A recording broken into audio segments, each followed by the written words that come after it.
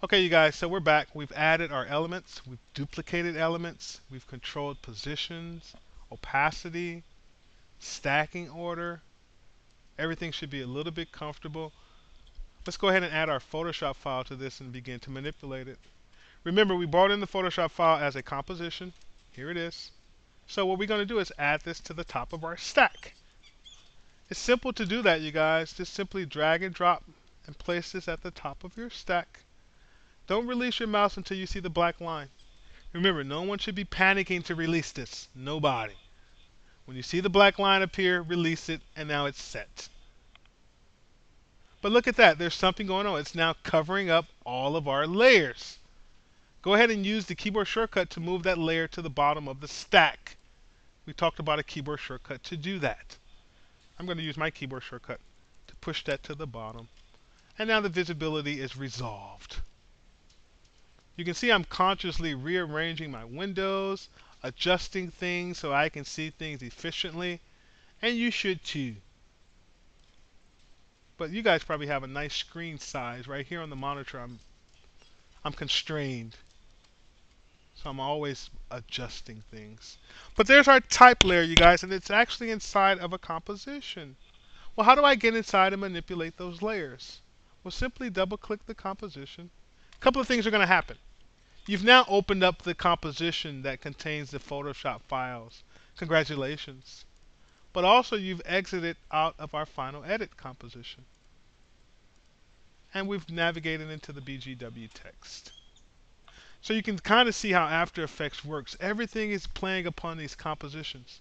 And you can put compositions inside of compositions. It's called nesting. And then I can go inside of this composition to work cleanly.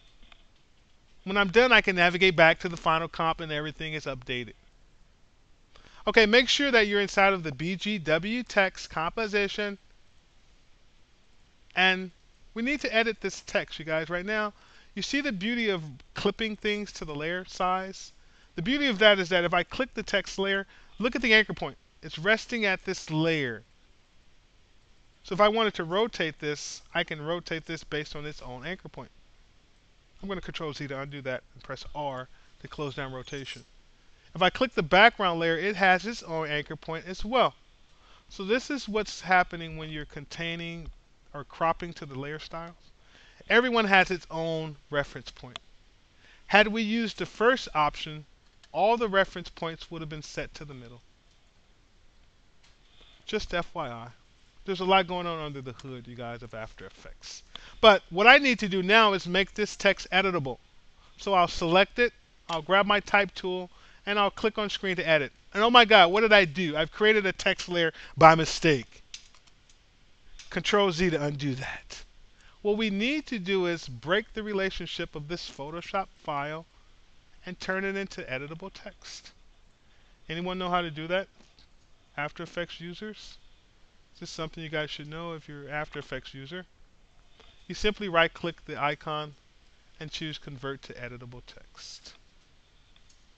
A couple of things are going to happen.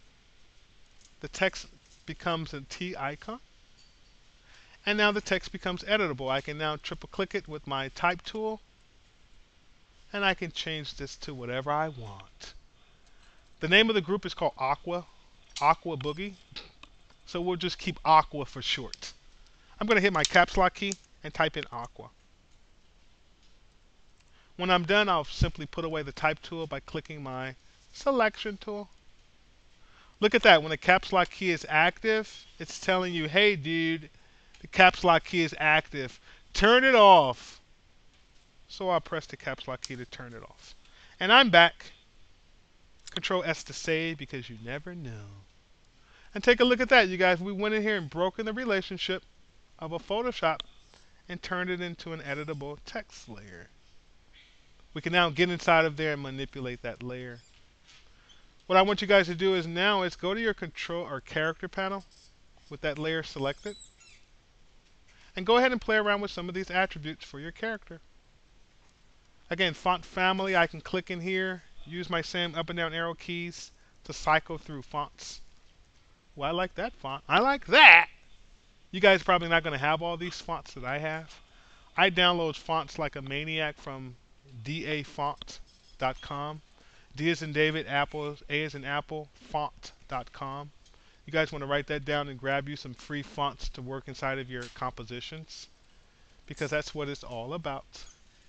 But to change the font family, you can click in here. You know that. You can change the style. Look at that. This font family only has one style. You can change the color by clicking the swatch and selecting a different font color. You can also change the stroke by bringing up the stroke attributes. I'll select white for my stroke, and I'll increase the thickness of the stroke. So have some fun formatting your text, you guys. I'm going to stop the tutorial right now. In our next tutorial, we'll take a look at applying a preset to our text to have it zip on screen or something. And we'll take a look at the lovely effects that are found inside of After Effects. So Control S to save, and we'll take a look at this in our next video.